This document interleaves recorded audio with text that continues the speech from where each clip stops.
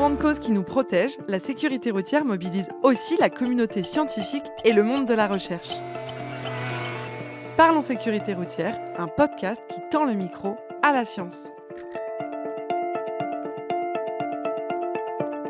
Top, je suis un métier créé en 1972 pour rendre la route plus sûre. Je suis tour à tour enquêteur, diagnosticien ou médiateur. J'ai des connaissances solides en mécanique, en droit ou encore en économie. Je suis un expert en automobile. Aujourd'hui, dans Parlons sécurité routière, nous revenons sur ce métier essentiel avec Pascal Jusselm, président de la commission métier de la Fédération française des experts en automobile.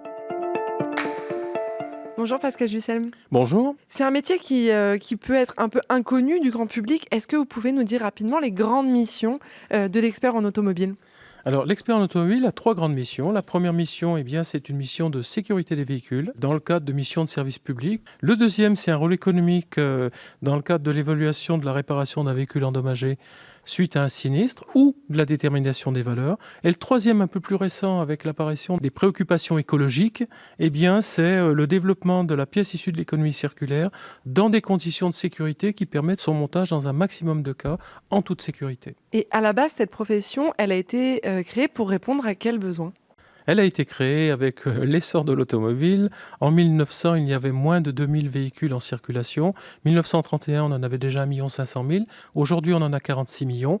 Et il y a eu besoin d'avoir des régulateurs, des espèces de tiers de confiance indépendants des circuits économiques de l'après-vente automobile pour réguler, que ce soit les valeurs, que ce soit les réparations, avoir un avis pertinent sur la sécurité, indépendamment des pressions économiques. Oui, c'est ça. Pour remettre un véhicule en circulation, l'expert en automobile va être, quand les véhicules sont très endommagés, garant pour le particulier de la sécurité. C'est ça. C'est le seul cas d'ailleurs dans lequel l'expert en automobile suit les réparations. En cas de procédure véhicule gravement endommagé, VGE, il y a une suspension de l'autorisation de circulation et une obligation de faire suivre les travaux de remise en état du véhicule par un expert en automobile qui va délivrer à l'issue des travaux un rapport de conformité du véhicule qui permettra la levée de l'opposition au transfert de circulation. Et concrètement, si je suis un particulier, moi, quand est-ce que je fais appel, quand est-ce que je vais croiser un expert en automobile dans ma vie d'automobiliste ou de roue motorisée ? Rarement. Rarement, parce que, y compris quand vous avez un accident, pour peu que l'auto soit réparable, vous verrez pratiquement jamais l'expert en automobile. En fait, l'expert est mandaté par votre compagnie d'assurance. Il est transparent. Il intervient auprès du réparateur pour définir la bonne méthode de réparation, vérifier que l'auto est réparable par rapport à sa valeur, vérifier sa dangerosité, les pièces de sécurité, mais vous ne le voyez pas. En revanche, si l'auto n'est pas réparable, là vous le verrez, ou vous aurez contact avec lui pour discuter de la procédure administrative, mais aussi de la valeur du véhicule. Et puis, vous pouvez aussi faire appel à l'expert en automobile. Si vous avez par exemple un véhicule de collection et que vous voulez l'assurer, vous aurez besoin de déterminer une valeur pour assurance, par exemple. Ou si vous avez un litige avec un réparateur sur une malfaçon. Enfin voilà, chaque fois que vous avez une difficulté hors assurance avec votre véhicule, vous pouvez faire appel à un expert auto. Très bien. Et il y a une relative nouveauté dans le métier d'expert en automobile, c'est l'apparition des véhicules électriques. Est-ce qu'il y a une différence pour l'expert en automobile de devoir gérer ce genre de véhicule ?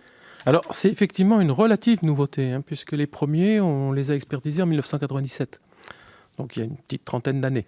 C'était la Prius, qui est pas un véhicule anodin. Alors, c'est un hybride, mais avec un circuit de puissance haute tension, et donc on était confronté aux difficultés qu'on rencontre aujourd'hui ces véhicules électriques. Néanmoins, ce qui fait la différence, c'est qu'aujourd'hui, il y a des véhicules 100% électriques et que le nombre de véhicules est très important. Bon, 2 approches. Il y a l'approche carrosserie, on va dire, qui fait le gros de l'activité de l'expert.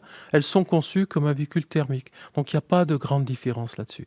En revanche, dès lors qu'on a affaire à un dommage mécanique, forcément, on a des moteurs, on a des batteries.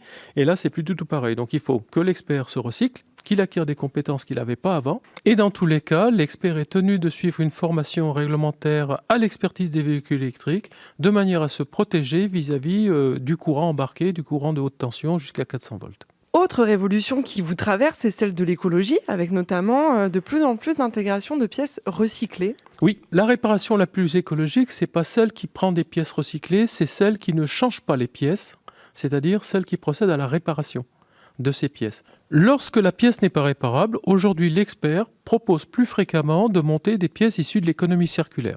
Ces pièces proviennent d'un épaviste. Cet épaviste doit être agréé par le préfet et il a donc la responsabilité des pièces qu'il commercialise. Bon, au-delà de ça, on est aujourd'hui autour de 5% des pièces qui sont issues de l'économie circulaire. Il y a des pays, en Amérique du Nord ou ailleurs, où on est à 15% depuis une vingtaine d'années. Ce qui veut dire que dans les années à venir, on va tripler l'utilisation des pièces issues de l'économie circulaire. Alors c'est bon pour tout le monde, hein. C'est bon pour le coût de sinistre, c'est bon pour la prime d'assurance, c'est bon pour la planète. Enfin, c'est vertueux à partir du moment où on monte des pièces dont la qualité est contrôlée. On a vu passer récemment l'obligation du contrôle technique pour les deux roues motorisées. Un premier bilan de Motovision sur 40 000 deux roues indique que près de 16% des deux roues de moins de 50 cm3 n'ont pas validé le contrôle. C'est un chiffre qui arrive à 10% pour les motos. Quel regard vous portez sur ces chiffres ? Ça confirme les chiffres qu'on avait relevés dans l'étude que nous avons fait fin 2021 sur l'expertise de 52 000 deux roues. On avait constaté, nous aussi, que seulement 89% des deux roues qu'on expertisait étaient conformes à l'homologation du constructeur. Donc 10% d'un côté, 11% de l'autre, on est à peu près sur les mêmes éléments. Enfin, j'ai envie de vous poser une dernière question. On parle aujourd'hui beaucoup des voitures autonomes, comme les voitures du futur. Est-ce que ça va être la prochaine révolution du métier d'expert en automobile ? Alors, concernant les voitures autonomes, en fait, c'est une évolution progressive des technologies. On a commencé dans les années 90 par l'ABS, ensuite on a eu des corrections de trajectoire, des alertes de proximité, des freinages automatiques, des éclairages adaptatifs, et on va vers la conduite autonome. Bon, ça c'est un fait. Qu'est-ce qui va changer pour l'expert ? Eh bien, il y a une chose qui va changer quand même. Aujourd'hui, quand il y a un accident de la circulation, l'élément déclencheur, c'est le comportement du conducteur. Il n'y a pas de doute là-dessus, quoi. Quel que soit l'état du carrefour, de la chaussée ou de que sais-je, il faut adapter sa conduite à l'environnement qu'on traverse. Bon. Demain, avec un véhicule autonome, il va falloir déterminer qui est responsable de quoi. Est-ce que c'est le conducteur qui n'a pas repris la main ou est-ce que c'est le système autonome qui n'a pas été capable de se comporter intelligemment comme l'aurait fait le conducteur ?